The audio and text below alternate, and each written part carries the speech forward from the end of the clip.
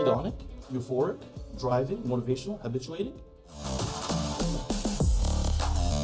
Friends of Freedom, subscribe to the channel for cutting-edge biohacking, Dr. Tony Huge, Leo Longevity, Tesofensine side effects. I want to know specifically from Leo, and he doesn't know what I'm about to ask. He's looking at the board for the first time right now. Yeah. I want to know the side effects of Tesofensine on dopamine, serotonin, adrenaline, a little bit of background. Tesofensine increases all of these in the brain because it's a reuptake inhibitor. It's quite unique because most reuptake inhibitors, just affect one of these pathways or significantly one more than the other. This one increases all three, which has quite a synergistic effect on the mental performance that we can notice immediately. Like I feel amazing on it. But what happens if we take too much or we're really sensitive to it? What are the potential side effects? So the way I've organized the chart is like if you have low dopamine, you're gonna have side effects of low dopamine. You're gonna have side effects of low serotonin, low adrenaline. And then you have like the normal range. And then you have optimal range. Let's say this is someone who takes Tesofensine, who it works perfect for them. It increases these neurotransmitters to the point where we're performing better in every way.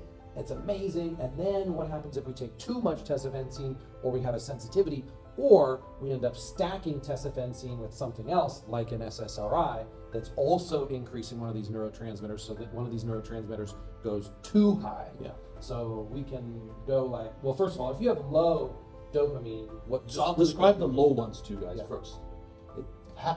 And when we talk about this, so dopamine and serotonin and adrenaline are called the monoamines. They're neurotransmitters. They transmit information between neurons. Neurons are basic cells of the nervous system. What that means though is that this is a complex system. It's not just the amount of dopamine you have, but how quickly the dopamine is degraded, how long it signals at a cell, where it is in the brain next to it. So there's a few things. We're gonna broadly just say high. This and video low. could be like 10 hours long, but he's Yeah. gonna overly Simplify simplify. it. So we're just gonna say dopaminergic signaling being high overall or low overall. And remember what the drug does is it takes two cells, they're transmitting one of these three, you could think of them as hormones, neurotransmitters. And what this drug does is stop the second cell from being able to release this hormone into the extracellular space. So they feel the communication a bit more. Now, Tesofensine specifically does this most with serotonin. It does this like, if I remember correctly, 80 to 90% to serotonin, inhibiting the reuptake of it. So very potently, and that's the transporter that it inhibits called SERT. It also does this to NET, to the noradrenaline transporter. It does this quite high there also. And finally, it does this to dopamine around 65% or so. Now, the reason why they have dopamine doing it less than the rest is because the side effects are more concerning with dopamine generally. We'll get into those now. So the feeling of having low dopaminergic signaling, although not the cause, is anhedonia. So normally something that gets you excited or gets you feeling slightly euphoric, like coffee or something like that, doesn't quite hit you there. Also, if you have low dopamine signaling generally, dopamine is a stimulatory hormone. It also, some people don't know, dopamine agonizes the receptors for adrenaline also. Dopamine is a precursor to adrenaline. So it's a stimulatory hormone. When it's low, the person will feel sort of, I think the word is placid, sort of not driven. Apathetic? You can be sort of, but that's the more anhedonic kind of thing. You can be sort of also not driven. When you have low dopamine signaling, it's very difficult to imagine success in a field. Like if you won't see opportunities at work, you just won't see them. Like the way when somebody gets high, traditionally high, they get excitable, they get euphoric, they talk about things, they see opportunities, they get positive. You'll be more negative. You won't see opportunities. You'll be more melancholic through the day. So that's a feeling of low dopamine. Maybe should we go to the low, all of them, or go to the high? What do you want? Stay with dopamine for a second. Go like all Yeah, the way so up dopamine. let's stay with dopamine Okay. for a second. I just want to say, what's the feeling of it being very high? So dopamine is actually a central causal factor in the development of schizophrenia and bipolar disorder, the two major mental disorders or mental illnesses. The thing is, dopamine is a neurotoxin. Because it's stimulatory, it causes something called excited toxicity, which means it can excite a neuron so much that the neuron harms itself and dies from it. So you could get brain damage from having too much dopaminergic activity. That's why they say that drugs kill brain cells. It's because of this, because of the excited toxicity. Along the way, you start to develop paranoia. So earlier than that also, you'll have develop an OCD feeling. You maybe want to organize everything in your room. The way meth addicts, for example, love to clean things. Meth addicts are always clean. They're always cleaning. They like to organize. And and then if it gets more extreme, you'll start to develop paranoia, suspicions about people. And this paranoia then can develop into extreme paranoia. Like in schizophrenia, the paranoid schizophrenia is from the dopamine signal.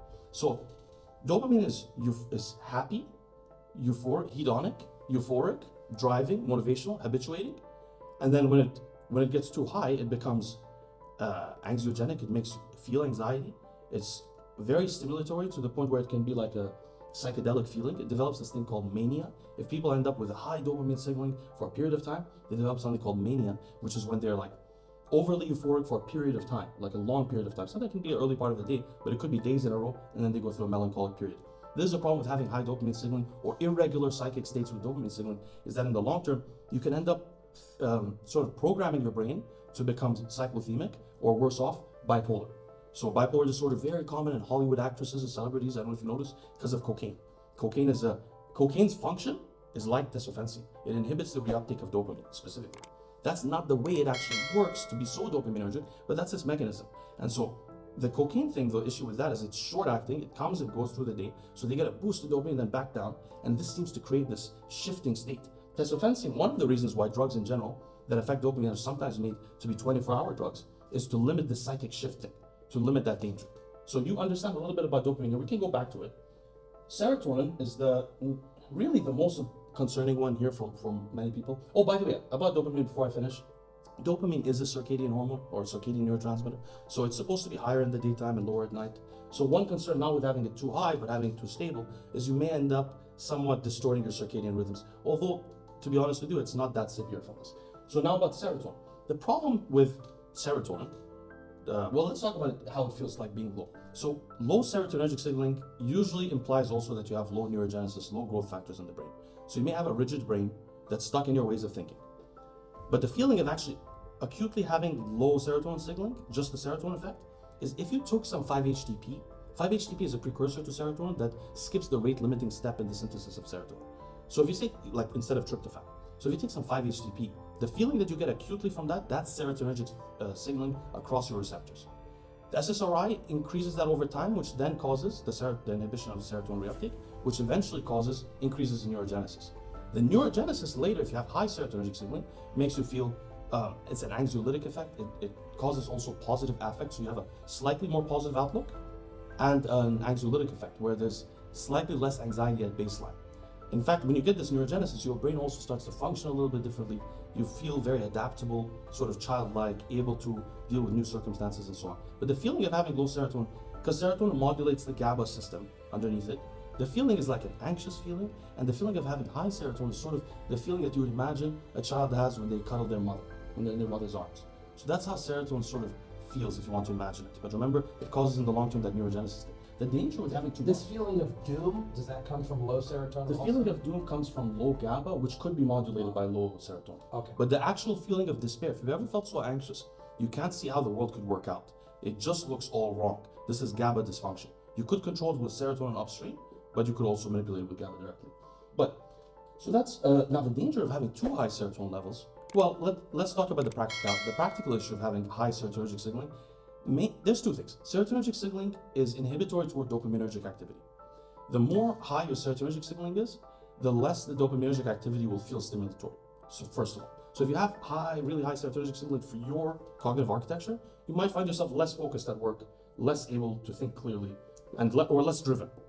You also may be less able to think clearly because you have higher neurogenesis because of long sustained increases in serotonergic signaling. The neurogenesis feels like a little bit like brain fog. So you may be basically very relaxed and have a little bit too much brain fog to be highly effective. But when it goes beyond that, there's something called serotonin syndrome. This happened to me once. I don't know how it happened to me exactly. You see, you could be consuming tryptophan, the precursor, from food, and that may affect you.